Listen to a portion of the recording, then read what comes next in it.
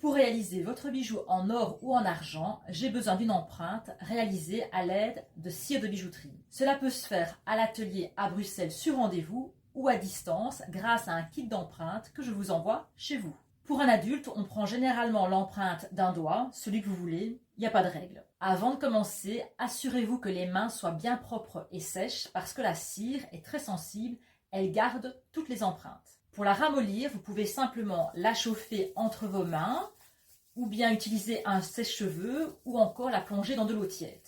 Attention, le but est de la rendre juste plus malléable, pas de la faire fondre évidemment. Pour prendre l'empreinte de votre bébé, il faut savoir que les empreintes digitales des bébés ne sont visibles qu'à partir de l'âge d'1 an, voire plus.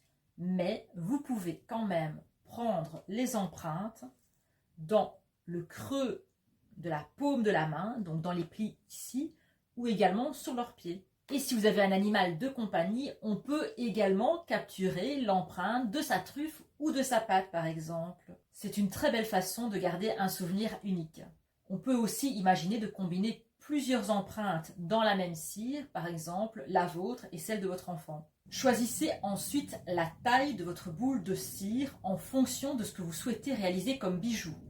Un pendentif comme celui-ci par exemple, une bague, un bracelet ou encore des boucles d'oreilles. Vous pouvez aussi fusionner plusieurs petites boules de cire ensemble pour en former une plus grande. Aplatissez-la et donnez-lui la forme que vous souhaitez.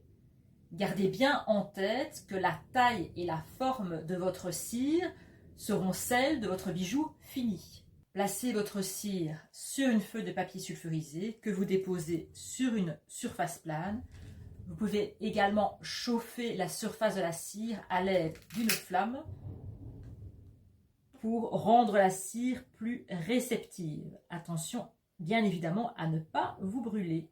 Ensuite, il ne reste plus qu'à appuyer fermement sur la cire. C'est fait, j'ai une belle empreinte. Vous pouvez vérifier l'empreinte obtenue à l'aide d'une lampe de poche, par exemple celle de votre GSM.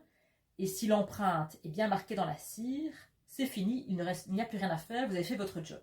Si vous n'êtes pas content du résultat, il suffit de recommencer. La cire est réutilisable à l'infini, donc on la malaxe à nouveau et on recommence.